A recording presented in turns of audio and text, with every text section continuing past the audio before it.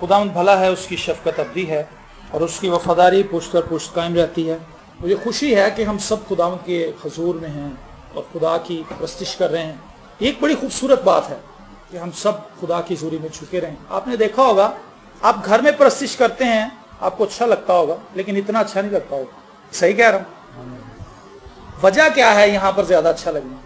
सब मिलकर यहाँ मिलकर परस्तिश करते हैं, पहली बात। और सबसे खास बात यही है, ये जगह मखसूस है, यहाँ पर हमने इस महसूस किया है कि यहाँ पर हम मिलकर खुदा की परस्तिश करते हैं, खुदा का कलाम सुनाते हैं। और ज़बूर अगर आप पढ़ें तो ज़बूरों के अंदर जो परस्तिश का माहौल हमें नजर आता है, उसके अंदर साजों की भरमार है। मुकाशवा की किताब पढ़ें तो वहाँ पर फरिश्ते और जानदार जिस तौर से खुदा की परस्तिश करते हैं, वो आपने कभी मुकाशवा की किताब में उस परस्तिश के माहौल को देखा है? बुजुर्ग हैं और वो घुटनों के बल होकर अपने ताज बड़े के आगे रख देते हैं, खुदा के तख्त के आगे रख देते हैं। और वहाँ पर मुकद्दसीन की जमायतें हैं जो नया गीत गाती हैं। और इसीलिए हम लोगों को भाते हैं कि आप चर्च आएँ, यहाँ पर आकर परस्तिश करें। यहाँ पर आने का मकसद बड़ा ख़ास है, यहाँ पर आप कलाम भी सुन लेते हैं। बहुत से लोगों को मैंने देखा है कि वो लेज़ी हैं इस मामले में, और वो कहते हैं कि कोई फ़र्क नहीं पड़ता जी, हम तो दुआ कर लेते हैं, घर ही कर लेते हैं। मैं इस चीज़ के ख़िलाफ़ नहीं हूँ, घर में जो आप दुआ करेंगे खुदा वो भी सुनेगा, लेकिन खुदा चाहता है कि हम शख्सी तौर पर दुआ के साथ साथ इज्तिमाई तौर पर जो कलीसियाई दुआएं हैं इनको भी सामने लाएं। और आपने देखा होगा कि जब आप अपने किसी मसले के लिए दुआ करेंगे तो आप अकेले करेंगे। यहाँ पर जब कोई शख्स हाथ खड़ा करता है तो वो कहता है कि जी मेरे लिए दुआ करें, तो कितने हाथ उठ जाते हैं उसकी मदद के लिए, खुदा के ज़रूर फरियाद करने के लिए। तो खुदा उसका मसला जल्दी हल कर देते हैं। अगर आप किसी पत्थर को हटाना हो तो आप अकेले शायद थक जाएंगे, लेकिन अगर हम सारे मिलके जोर लगाएंगे तो वो एक एक उंगली सब लगाएंगे तो मामला हल होगा। गाड़ी स्टार्ट करनी हो तो धक्का देने के लिए एक बंदा काफी नहीं होता। कई दफा एक बंदा कुछ ज्यादा जोर आवर हो तो वो शायद स्टार्ट करवा दे, लेकिन अगर ज्यादा 4-5 लोग मिल जाएं तो वो थोड़ा सा जोर लगाते हैं तो गाड़ी स्टार्ट हो जाती है। एक बादशाह था जो जंग से वापस आ रहा था, और वापसी पर आते हुए चूंकि उसकी फौज भी थक चुकी थी, वो खुद भी थक चुका था, और उसे भूख महसूस हुई, उसे तलब हुई चीज की कि वो कुछ खाए। तो जब वो वापसी का रास्ता अख्तियार किए हुए थे तो उन्हें एक बाग नजर आया। तो बादशाह ने कहा कि भी ये बाग काफी मुझे हरा भरा लग रहा है, मुझे लगता है इसके अंदर फल भी होंगे। तो उसने अपनी फौज के सिपाहियों को कहा कि तुम यहाँ खड़े हो, मैं अंदर जाता हूँ और जाकर देखता हूँ कि अंदर क्या है। अगर तुम्हारे खाने लायक कोई चीज हुई तो मैं तुम्हें भी अंदर बुला लूँ। तो जब वो अंदर गया तो बिल्कुल एक हल्की सी उम्र का एक नौजवान उस बाग के अंदर था, जो शायद माली था वहाँ या शायद निगरान हो। तो बादशाह ने उससे कहा कि मुझे पानी की शदीद तलब है, तो मुझे पानी दे। उस नौजवान ने कहा कि हजूर मैं माजरत चाहता हूँ, पानी नहीं है मेरे पास इस वक्त। तो उसने कहा फिर कोई ऐसा फल ही खिला दे जिसके अंदर बड़ा पानी हो। वो गया, जाके एक अनार तोड़ के ले आया और उसने अनार को छीला और उसको खाना शुरू किया। तो अनार बड़ा मजे का था, मीठे मीठे दाने थे उसके और उसका जायका बड़ा अच्छा था। बादशाह ने इधर उधर नजर दौड़ाई, उसने देखा कि तो पूरा बाग भरा हुआ फलों से। तो उसके दिल में बेईमानी आ गई, उसकी नीयत बदल गई। उसने कहा मेरे पास फौज भी है और मुझे चाहिए कि मैं इस बाग के ऊपर कब्जा कर लूं। एक अनार खाने के बाद उसकी तबीयत जरा बहाल हुई, तो उसने कहा एक और ला दे भाई। वो गया और एक और अनार ले। जब दूसरा अनार उसने छीला तो वो इंतहाई बदजायका था और कड़वा था। तो वो कहने लगा कि क्या ये उसी पौधे से तोड़ के नहीं लाया? उसने कहा जी उसी पौधे से तोड़ के लाया। तो उसने कहा ये इतना बदजायका कैसे हो गया? कहता जी जैसे ही आपकी नीयत बुरी हुई फलों का जायका भी बुरा हो गया। तो नीयत बड़ा काउंट करती है, नीयत की बड़ी बात है। यकूब का खत 4 बाब और उसकी पहली आयत, नीयत की ही बात यहां पर यकूब ने भी की। तुम में लड़ाइयां और झगड़े कहां से आ गए? क्या उन ख्वाहिशों से नहीं जो तुम्हारे अज़ा में फसाद करती हैं? तुम ख्वाहिश करते हो और तुम्हें मिलता नहीं, खून और हसद करते हो और कुछ हासिल नहीं कर सकते। तुम झगड़ते और लड़ते हो, तुम्हें इसलिए नहीं मिलता कि मांगते नहीं।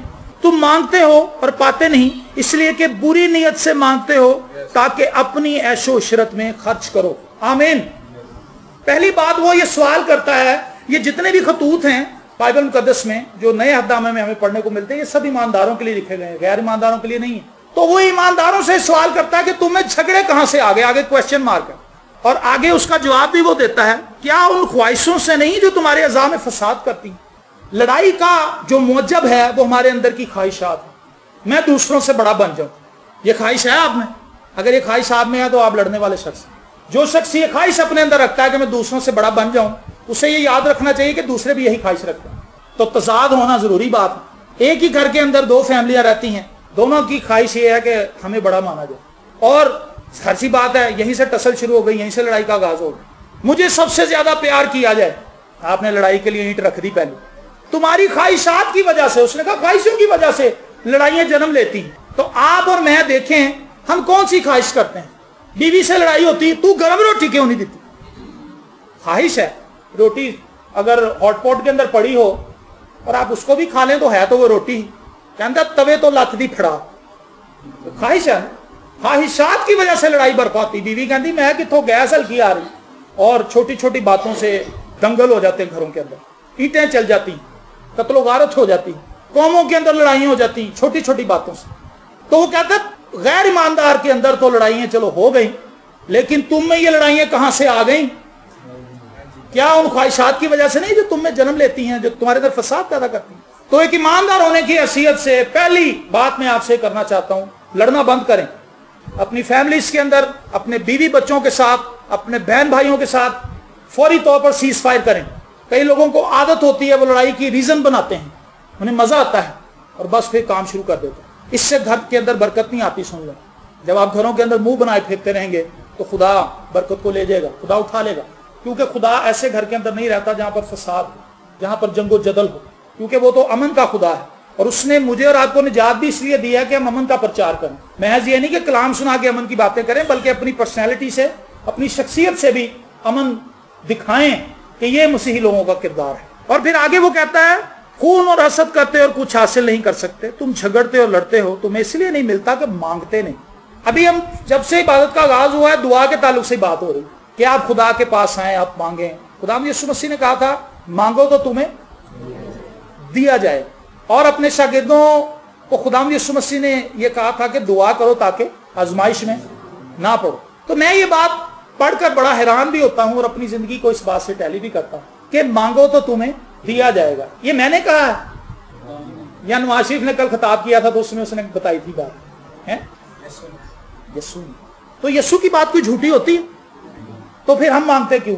کہتا تمہیں اس لیے نہیں ملتا کیونکہ تم مانگتے نہیں. پہلی بات, ہم دن میں 5 منٹ دعا کرتے ہیں اور توقع ہم یہ کرتے ہیں کہ پہاڑ سرک جائیں ہماری دعاؤں سے. میرے پاس ایک گاڑی ہے, میرے پاس گاڑیوں کا کاروبار ہو جائے, بڑے بڑے پلان, اور مانگتے نہیں. تو کہتا تمہیں ملنا بھی نہیں. تمہیں اس لیے نہیں ملتا کیونکہ تم مانگتے نہیں. پادری صاحب دعا کرنا, بھائی صاحب دعا کرنا, پادری صاحب دعا کرنا. بھائی صاحب کہتے ہیں کراں گا, گھبرا نہ کراں گا, نہیں کرنا. تو آپ نے وہ کہانی سنی ہوگی, وہ جو بوڑھا شخص تھا, اس کی فصل پک گئی تو چڑیاں رہتی تھی وہاں پہ, انہوں نے گھونسلہ بنا لیا تھا چڑیا. تو بابا جی آگے کھیتوں کے پاس کھڑے ہو گئے, کہندا کل مزدور لے کے آواں گا, کل تو کٹائی شروع ہو جائے گی. بچے کہنے لگے امی جی کل تو کٹائی شروع ہو جانی سے اڑنا چاہیے, اگر کٹائی شروع ہو گئی انہوں نے ہمیں پکڑ لیا. اس نے کہا بیٹا کل کٹائی شروع نہیں ہوگی, تم آرام سے رہو. واقعی اگلے دن بزرگ نہیں آیا. اس سے اگلے دن کہنے لگا میں اپنے بیٹوں سے کہوں گا کہ وہ کٹائی شروع کر دیں, فصل پک گئی. انہوں نے کہا امی جی کل تو بیٹوں کو لے آئے گا. اس نے کہا کچھ نہیں ہوتا, تم بیٹھے رہو. اگلے دن بھی واقعی کچھ نہیں ہوا. تیسرے دن کہندا کل تو ہن میں آپ ہی آواں گا. اس نے کہا چلو بیٹا اڑو, اب اپنا چارہ کر لیں کیونکہ کل ہی آ جائے. آپ جب مانگنا شروع کر دیں گے تبدیلی اس وقت ہی آ جائے گی. لکھا اے عزیز مرد جس دن تو نے دل لگایا اسی دن تیری دعا سنی گی. آمین. تو میں اور آپ جس دن دل لگا لیں گے, خود یہ چھوڑ دیں کہ پادری صاحب آپ کے لیے دعا کر رہے ہیں, یہ چھوڑ دیں کلیسیا آپ کے لیے دعا کری, یہ سپورٹیو چیزیں ہیں, لیکن اپنے محاذ پر آپ نے خود کھڑا ہونا ہے اور آپ کے ساتھ یسوع کھڑا ہوگا. تو فکر کس بات کی, مانگتے کیوں نہیں؟ آج مسائل ہے لوگوں کے, وہ کہتے ہیں جی ہمیں نہیں ملتا. اگر مسائل ہمارے ایکسٹرا آرڈنری خطرناک ہیں تو دعا کا لیول بھی تو اتنا ہی ہونا چاہیے. اخراجات بہت زیادہ ہیں تو دعا بھی تو زیادہ ہونی چاہیے. مسائل زیادہ ہے تو دعا بھی تو زیادہ ہو.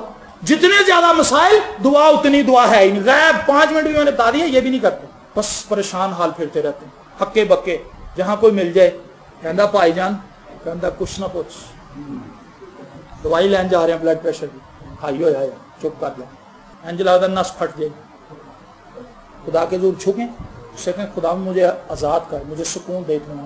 پولوس رسول سے زیادہ میں اور آپ پریشان ہو سکتے ہیں.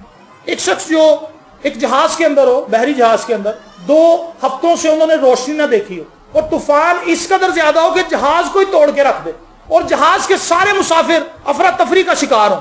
کوئی گندم پھینک رہا, کوئی اوزار پھینک رہا کہ جہاز ہلکا ہوگا تو ڈوبے گا نہیں.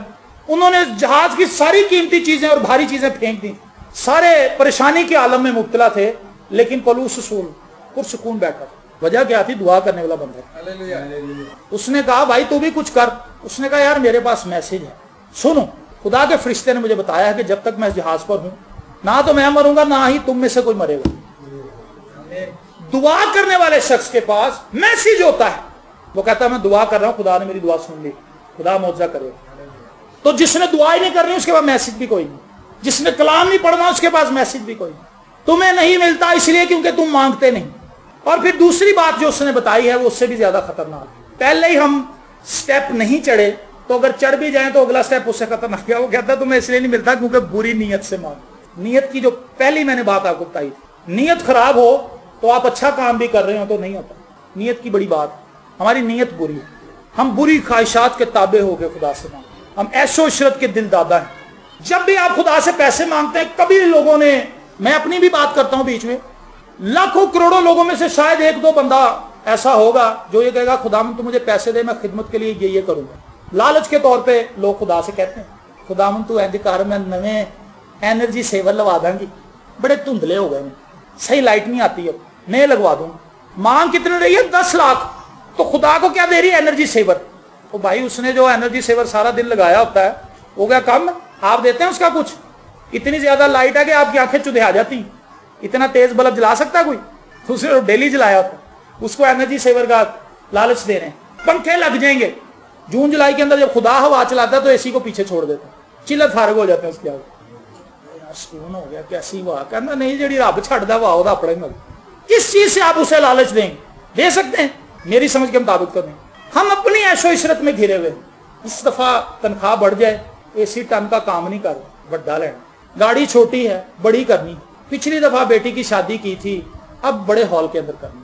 دوسری بیٹی کی شادی, اس کو اتنا سیٹ دیا تھا, اب اس کو زیادہ دینا. انہوں نے سامنے ایک بلڈنگ بنائی ہے, میں 3 بڑھاؤں. پیسے دے خدا میں, پیسے خدا سے مانگ رہے ہیں اور نیت بری تو نہیں ملے گا. یہ طے شدہ بات. تم مانگتے ہو اور تمہیں نہیں ملتا کیونکہ نیت ٹھیک نہیں. تو پہلی چیز تو یہ ہے کہ مانگنا شروع کریں. اب مانگنا کیسے آئے گا؟ آپ کی دعا بھی غلط ہو سکتی ہے. کئی لوگ غلط دعائیں کرتے ہوئے آتے ہیں ہمارے پاس, ان کی دعائیں غلط ہوتی ہیں. بھائی صاحب خدا کو پوچھو میں شراب پی سکتا ہوں. بھائی صاحب خدا کو پوچھو میں دیا کی دے دوں. ایک بھائی نے بپتسمہ لیا, تو بپتسمہ لینے کے بعد جب ہم باہر نکل رہے تھے, کہنا بھائی صاحب ذرا ایک بات تو بتائیں. اس کی بیوی کہتی بھائی ذرا بات سنیں, آپ سے کچھ بات کرنا چاہتا ہوں. بھائی نے کہا چلو شاید کوئی گواہی دے. کہنا جی میں پوچھنا سی کہ شراب تے میں چھڑ دے, بیئر پی لاں گا. کلام نہ پڑھنے کی وجہ سے ہماری سوچ غلط ہے. اس کو جتنا زیادہ پڑھیں گے آپ کی دعا کلیئر ہوتی جائے گی. کچھ اتوار پہلے میں نے یہاں پر کلام سنایا تھا کہ آپ کے پاس تیر و کمان ہے. کمان جو ہے وہ خدا کا کلام ہے. اگر آپ تیر کو ہاتھ سے پھینکیں گے تو وہ تھوڑی دوری جا کے گر جائے گا, لیکن اگر کمان کے اندر رکھ کے پھینکیں گے تو بہت آگے جائے گا, ٹارگٹ پہ جا کے لگے. تو ہمارے ساتھ مسئلہ یہ ہے کہ ہم خدا کے کلام سے واقف نہیں ہیں اور دعا کرتے ہیں تو دعا ہماری غلط ہوتی. خدا تو میری کام کر دے, میں دیکھا لے آؤں. ایک زردے ایک بریانی. اپنی سوچ سے ہم نے چیزیں بنا لی ہیں. ہم سمجھتے ہیں کہ خدا ہمارے ڈائی کے اندر فٹ ہو جائے. خدا نہیں ہوگا, مجھے اور آپ کو ہونا پڑے گا. خدا اتنا بڑا ہے کہ ہمارے پاس اتنی ڈائی نہیں. سمجھ رہے ہیں آپ, ہمارے پاس اتنی بڑی ڈائی نہیں کہ خدا اس میں فکس ہو جائے. خدا کے پاس ایسی ڈائی ہیں کہ ہم سب بھی اس میں فکس ہو جائیں, اور وہ خدا کا کلام. سو جو شخص کلام نہیں پڑھتا اس کی دعائیں بھی زیادہ تر غلط ہوتی. بلی گرام سے کسی نے پوچھا تھا کہ جی ہم کیا کریں کامیاب ہونے کے لیے. اس نے کہا یار کلام پڑھو. کہتا جی دوسری بات. اس نے کہا پھر کلام ہی پڑھو, کلام پڑھو, کلام پڑھو, کلام ہی پڑھو. اس نے کہا سر جی تو پھر آگے کی کرنا ہے؟ انہوں نے کہا پھر کلام پڑھ. اس نے کہا کلام پڑھ, جتنا زیادہ تو کلام پڑھے گا تجھے حکمت اور دانائی مل جائے گی. تیتس کے خط کے اندر لکھا ہے ان لوگوں کو جا کے تعلیم دے تاکہ ان کا ایمان درست ہو جائے. شاگرد کہنے لگے خداوند اگر تو کہے تو مسمان سے آگ منگا کے جلا دیں. انہوں نے بات ہی نہیں سنی ہماری. یسوع سے نے کہا تمہیں پتہ نہیں تم کس روح کے ہو. ایمان ان کا اپنی طرف سے ٹھیک تھا لیکن منفی ایمان, لوگوں کو جلانا چاہتے تھے. جو کلام مان لے ٹھیک ہے, جب نہ مانے انہوں آگ لا دو. یہ ان کا ایمان تھا رسولوں کا. کہنے لگے خداوند ہم نے جا کے تھے پریچنگ کی تھی, سنتے نہیں پئے, کی کریے پھر چک دی کام, منگائیے آگ. یسوع نے کہا ٹھہر جاؤ, تمہیں پتہ نہیں تم کس روح کے ہو. ابن آدم لوگوں کو ہلاک کرنے کے لیے آیا, بچانے کے لیے آیا. کئی دفعہ ہم غلط باتوں کے لیے ایمان رکھ بیٹھتے ہیں جو کلام کے مطابق نہیں ہوتا. خدا اس کا جواب نہیں دیتا. تجربے سے معلوم کرتے رہو کہ خدا کی کیا مرضی ہے. کیسے تجربہ کریں گے؟ کلام کو پڑھیں. کیا جو کچھ میں نے اپنے ذہن میں بٹھا لیا ہے, کیا جس بات کے لیے میں دعا کر رہی ہوں یا کر رہا ہوں, کیا خدا اس بات کی سپورٹ کرتا ہے؟ اگر تو کرتا ہے تو پھر آپ اچھی جگہ پہ ہیں, خدا آپ کی بات سنے گا. پھر دعا کریں دلیری سے. ایلیا کو خدا نے کہا تھا کہ جا بھائی, جا کے اخیب بادشاہ کو یہ بتا دے کہ 3 سال تک یہ آسمان جو ہے یہ بند رہے گا, نہ اوس گرے گی نہ بارش ہوگی, اور اس ملک کے اندر کال پڑ جائے گی. خدا نے اسے بتایا, وہ چلا گیا, اخیب بادشاہ کے سامنے حاضر ہو گیا, اور اس نے کہا جب تک میں نہ کہوں, غور کریں اس کے لفظ پر, جب تک میں نہ کہوں. جو شخص کلام لے کر آتا ہے خدا کا, اس کے پاس اتنی اتھارٹی ہوتی ہے. کوئی بندہ یہ کہہ سکتا کہ جی میں جتنی دیر تک نانا چاہوں بارش نہیں ہو سکتی. سنا آج تک آپ نے کسی سے لو جی ہوں بارش ہونے لگی ہے؟ کوئی نہیں کہتا ایسا. لیکن جس کے پاس خدا کا کلام ہے اس کے پاس دلیری. اس نے کہا جی اتنے سالوں تک اب بارش نہیں ہونے لگی, اور یہ کہہ کے چلا گیا, اور ایسا ہی ہوا, بارش ہونی بند ہو گئی اور اس ملک کے اندر سوکھا پڑ گیا, کال پڑ گیا. اور پھر اس کے بعد اسے یہ پتا تھا کہ خدا نے اتنے سالوں کے بعد اب اسے بحال کرنا ہے, تو وہ دعا میں چھپ گیا. خدا کی رہنمائی کے مطابق اب اس نے اس وقت کو کاؤنٹ کرنے کے بعد دعا کرنی شروع کر دی. اس نے کہا خداوند بارش بھیج, اور وہ دعا کرتا رہا. کئی دفعہ آپ کے موٹیوز ٹھیک بھی ہوں تو آپ کو لمبی دعا کرنی پڑتی ہے. ایلیا نے کتنے گھنٹے دعا کی یہ بائبل میں نہیں لکھا ہوا, لکھا اس نے ایک دفعہ دعا کی, اور دعا کیسے کی کہ اپنے سر کو اپنے گھٹنوں کے اندر اس نے پھنسا لیا. اتنی مشکل پوزیشن کے اندر اس نے دعا کی, 1 گھنٹہ 2 گھنٹے 3 گھنٹے. اس کے بعد اپنے شاگرد کو کہنے لگا جا بھائی جا کے دیکھ بادل آئے. اس نے کہا جی نہیں, دھوپ نکلی ہوئی. پھر اس نے دعا کی, پتہ نہیں کتنے گھنٹے دعا کی, 2ری دفعہ 3ری دفعہ 4تھی دفعہ 5ویں دفعہ 6ٹھی دفعہ, کچھ بھی نہیں تھا. لیکن کیا اس نے دعا کرنی چھوڑ دی؟ بتائیں مجھے. 7ویں دفعہ بھیجا اس کو, اس نے کہا بھی جا. اور جب وہ گیا تو اس نے کہا جی ہاتھ جتنا ایک بادل میں نے آتے دیکھا. اس نے کہا بس ٹھیک ہو گیا. ہم پہلی دفعہ 2ری دفعہ تو بہت مشکل ہی پہنچتے ہیں. پہلی دفعہ دعا کر کے دوسری باری سوچتے بھی نہیں کہ ہوئے گا کہ نہیں. کرنا ہوں خدا نے کر دیں, ایسی بات نہیں ہے. خدا کو ٹیوب لائٹ کا سوئچ نہیں ہے کہ آپ جلائیں گے تو جل جائے گا, بند کریں گے تو بند ہو جائے گا. خدا ہے, ہم اس کے زیر سایہ ہیں, وہ ہمارے زیر سر نہیں. آپ کو جس چیز کی ضرورت ہے روٹی کی, یہ آپ کی نیڈ ہے, یہ آپ کی ضرورت ہے, آپ جھک جائیں خدا کے آگے. خدا سے کہ خدا مجھے روٹی چاہیے, خدا دے. مجھے پیسے چاہیے, خدا دے گا. مانگے تو صحیح. اور خداوند یسوع مسیح نے اس بات کو اتنے واشگاف الفاظ میں کہا کہ مانگو تو تمہیں دیا جائے. تو اگر یسوع کہہ رہا ہے مانگے ہیں تو پھر میرے خیال سے ہمیں مانگنا چاہیے. ہم لوگ کہتے ہیں یار 1 گھنٹہ ہی دعا کر لو, اور جب اگلے سنڈے 2 سنڈوں کے بعد پوچھا جائے کتنے لوگ 1 گھنٹہ دعا کر رہے, گلے خشک ہو جانا. کولر بھیج دیں, کولر کدھر پہ آئے, پانی پیے. بڑا اوکھا سوال پوچھ لیا بھائی صاحب. 1 گھنٹہ تو ہم بڑی مجبوری کے تحت کہتے ہیں لوگوں. آپ ایماندار لوگ ہیں, آپ ایسی کلیسیا کے اندر آتے ہیں جہاں پر پاک روح موو کرتا ہے. مانگو تو تمہیں دیا جائے گا. آپ اپنی دعائیہ زندگی کو اتنا مضبوط کر لیں کہ آپ اپنی ذات سے باہر بھی جھانک سکیں. یہاں پہ میں اسے ختم کرنا چاہتا ہوں.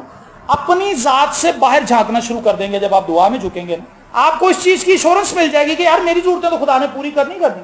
آپ کو اپنی بہن کی ضرورتیں نظر آنی شروع ہو جائیں, آپ کو اپنے چاچا کی ضرورتیں نظر آنی شروع ہو جائیں گی, آپ کو اپنے ہمسائے کی, پڑوسیوں کی ضرورتیں نظر آنا شروع ہو جائیں گی, اور آپ کا دائرہ وسیع ہوتا جائے گا. لوگ ہمیں کہتے ہیں جی کس چیز کے لیے دعا کریں بھائی صاحب, ایسی دعا کہ میں کروں. 3 گھنٹے کی فلم بغیر آنکھ کو چھپکے دیکھنے والا شخص 5 منٹ کی دعا میں ہی ڈھیر ہو جاتا ہے. خراٹے اس کے پنکھے پہ جا کے لگ رہے ہوتے ہیں, کھڑ کھڑ کھڑ آواز پھیل رہی ہوتی ہے. 3 گھنٹے کی فلم وہ بغیر آنکھ چھپکے دیکھتا ہے, کہتا مشہوریاں پتہ نہیں مجھ کیوں بھیج دیں, اور دعا کی طرف کوئی دھیان نہیں. یہیں سے اب میں اور آپ اپنی محبت کو جان سکتے ہیں. بڑا سیدھا سا کلی. دنیا کی چیزوں اور خواہشوں کے لیے ہم کتنا وقت نکالتے ہیں اور خدا کے لیے ہم کتنا وقت نکالتے ہیں. یہیں سے پتا چل جائے گا کہ آپ خدا سے کتنی محبت کریں. یہیں سے پتا چل جائے گا کہ ہم کتنے جھوٹے ہیں. یہیں سے پتا چل جائے گا کہ ہم اپنے آپ کو کتنا فریب دے رہے ہیں. فریب دے کے ہم بڑے خوش ہیں, لیکن اپنی آنکھوں کو کھولنے کا وقت ہے. دیکھیں اب رات بہت گزر چکی ہے, دن ہونے والا ہے. اور آپ کو پتا یہ دن کیا ہے, خدا یسوع مسیح بادلوں پر جائے. ہم رات کے اس پہر میں ہیں, کسی وقت بھی سورج نکل سکتا ہے. پو پھٹنے کا وقت, کسی وقت بھی سورج نکل سکتا ہے. یسوع مسیح بادلوں پر ظاہر ہونے والا ہے. میں اور آپ کتنے الرٹ ہیں, میں اور آپ خدا کے ساتھ کس طور سے آگے بڑھ رہے ہیں. یہ میرا کوشچن ہے آپ سے, اپنے آپ سے بھی, اور جتنے بھی یہاں پر بیٹھے ہیں ان سب سے. اپنے آپ سے پوچھ لیجئے, رات اتنی گزر چکی ہے اور دن چڑھنے والا ہے, تو ہم کہاں پر سٹینڈ کیے ہوئے ہیں. ہم دنیا داری کے اندر کتنی کو دیر پھنسے رہیں گے. وقت ہے کہ ہم ہوش میں آئیں. اب وقت ہے کہ ہم خدا کی حضوری میں چھپ جائیں. اب وقت ہے کہ ہم توبہ کر لیں. اب وقت ہے کہ ہم خدا کے کلام کو پکڑ لیں. اب وقت ہے کہ ہم اپنے خاندانوں کے اندر مذہب بنائیں. اب وقت ہے کہ ہم خدا کی پرستش کرنا شروع کریں. اب وقت ہے کہ ہم اپنی زندگی کو تبدیل کریں. اب وقت ہے کہ ہم اپنے باطن کے اندر تبدیلی لانا شروع کریں. ظاہر کی تبدیلی تو بڑی لے آئے, منہ کو رگڑ لیا, سارے کہندا پمپل اڑا کے چھڈاں گے. جی کریم لبھی ہے, ڈاکٹر نے کہا تسی کریم دا مساج کرو. باہر کی شکل تو بہت بدل لی ہم, ظاہری صورت کو تو بدل لیا ہم نے. کئی لوگ ایسے تھے کالے تھے, سال کے بعد دیکھا تھے چٹے. انہوں نے ظاہری صورت کے اوپر بڑا ورک کیا ہے. اندر بھی ورک کر لو بھائی, کیونکہ یہ ظاہر جو ہے اس نے ادھر ہی رہ جانا ہے. گوشت اور خون خدا کی بادشاہی میں داخل نہیں ہے. میں اور آپ گوشت اور خون کو چمکانے کے چکر میں ہیں, اس نے ادھر ہی رہ جانا ہے. لیکن جو آپ کا انر پرسن ہے, جو حقیقی طور پر آپ کی شخصیت ہے, اس نے خدا یسوع مسیح کے ساتھ اوپر جانا ہے. تو اس کے اوپر کوئی تیاری نہیں. روح کی غذا خدا کا کلام ہے, گانے نہیں نے کہنا موسیقی بڑی غذا ہے. روح دی روح کی نہیں ہے، یہ غذا ہے۔ تو شیشے میں جب اپنے آپ کو دیکھتے ہیں تو اپنے آپ سے سوال کریں کہ یار جسم کو تو بڑا اچھا بنا لیا میں نے، میری روح کا کیا حال ہے؟ اس فکر کے ساتھ، اس کوشچن کے ساتھ میں آج اس کلام کو بند کروں گا۔ اپنی آنکھوں کو بند کر لیجئے اور سوچئے۔